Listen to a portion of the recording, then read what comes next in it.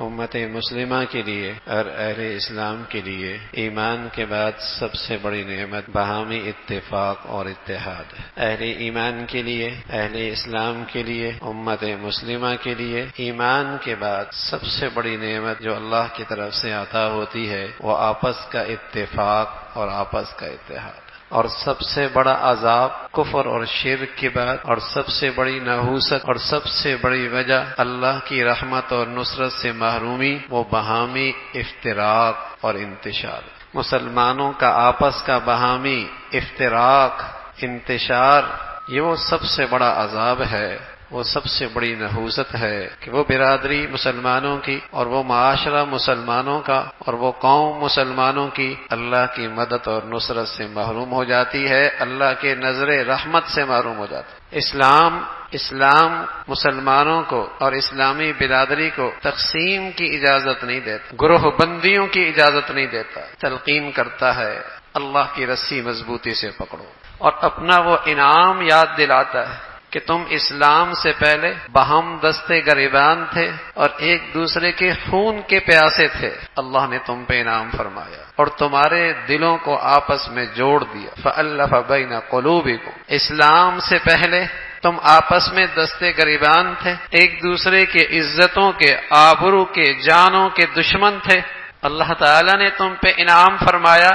تمہارے دلوں کو جوڑ دی، فألف بین قلوبکم، اللہ کا بڑا انعام ہوگا۔ تلقین کی ہمیشہ اللہ اور اللہ کے رسول کی اطاعت پہ رہنا اور اختلاف نہ کرنا، ورنہ تمہاری ہوائیں اکھڑ جائیں گی، تمہارا روب دبدبا ختم ہو جائے گا، تم دشمنوں کے مقابلے میں ذلیل و خوار ہو جاؤ گے، تمہاری قیمت نہیں رہے گی، تمہاری قیمت نہیں رہے گی۔ قرآن نے نصیحت کی ہے کہ تم ہمیشہ اللہ اور اللہ کے رسول کی اطاعت پہ رہنا، باہم اختلاف نہ کرنا، تمہاری ہوائیں اکھڑ جائیں گی، تمہارا روب دبدبا ختم ہو جائے گا، تم دشمنوں کے مقابلے میں ذلیل و خوار ہو جاؤ گے، تمہاری کوئی قیمت نہیں رہے گی، تمہاری کوئی وقت نہیں رہے گی، تم ان کی نظروں سے گر جاؤ گے،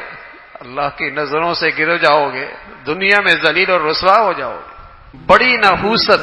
کسی گھر کی، کسی معاشرے کی، کسی سوسائٹی کی اور مسلمان برادری کی اور اس امت مسلمہ کی بڑی نحوست باہمی افتراق، باہمی انتشار، باہمی اختلاف، باہمی جھگڑا۔ رسول اللہ صلی اللہ علیہ وسلم ایک دن فرمانے لگے، ہم تم ایک ایسی بات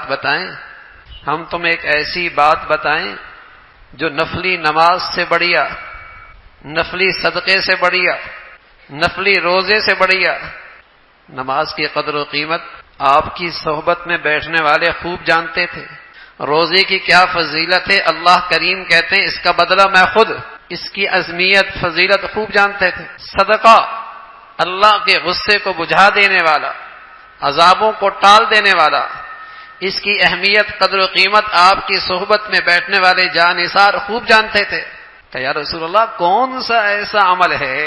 جو ان سب سے افضل ہے، ضرور بتائیے۔ آپ علیہ الصلوۃ والسلام فرمانے لگے، اصلاح ذات البین، مسلمانوں کے دلوں کو جوڑ دینا، اور فرمایا اگر یہ دل ٹوٹ جائیں اور باہم ان میں جھگڑے آ جائیں، انتشار اور اختلاف پیدا ہو جائے، دستے گریبان ہونے لگ جائیں، یہ تو ان کو ایسا ہے جیسے سر کے بال سے اس طرح بال صاف کر دیتا ہے، ایسا یہ چیز ان کا باہمی اختلاف ان کا دین صاف کر دیتا ہے۔ اس لیے اسلام نے اگر اختلاف نظریاتی ہو باہم مسلمانوں کے درمیان تو اس کو ختم کرنے کا ایک اصول بتا دیا، ایک ضابطہ دے دیا، ایک کلیہ دے دیا، اور بتایا کہ اگر یہ نظریاتی اختلاف ہے تو دونوں گروہ اور دونوں جماعتیں اللہ اور اللہ کے رسول کی عدالت میں اپنے آپ کو پیش کر اور پھر اللہ کے حکم کے سامنے سر تسلیم خم کر لے جو اللہ اور اللہ کے رسول کا فیصلہ ہے۔ اور اگر وہ اختلاف نجی ہے، ذاتی ہے، نفسانی ہے، اگر کوئی ایسا اختلاف مسلمانوں میں آ گیا تو پھر اسلامی برادری کا فریضہ عائد ہوتا ہے، پھر اسلام نے اسلامی برادری پر فریضہ عہد کیا کہ تم تقوی، عدل، انصاف کو پورے طور پہ ملحوظ خاطر رکھو اور اپنے ان دو مسلمان بھائیوں کے درمیان صلح صفائی کر دو، ان دو مسلمان بھائیوں کے درمیان صلح صفائی کر دو، اور اگر پھر بھی کوئی آمادہ اختلاف ہو، آمادہ جنگ ہو، اور پھر بھی کوئی جھگڑنے پہ کھڑا ہو، تو پھر قطع نظر اس سے کہ تمہارا اس سے کیا تعلق ہے، رنگ کے لحاظ سے، زبان کے لحاظ سے، علاقے کے لحاظ سے، فرقے کے لحاظ سے، جماعت کے لحاظ سے، برادری کے لحاظ سے، قوم کے لحاظ سے، تم پھر صرف حق کے ساتھ کھڑے ہو جاؤ، اور اس وقت تک مل کر اس کے ساتھ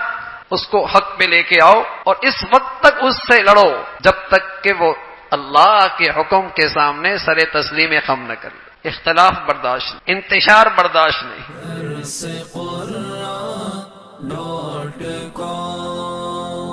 www.darsequran.com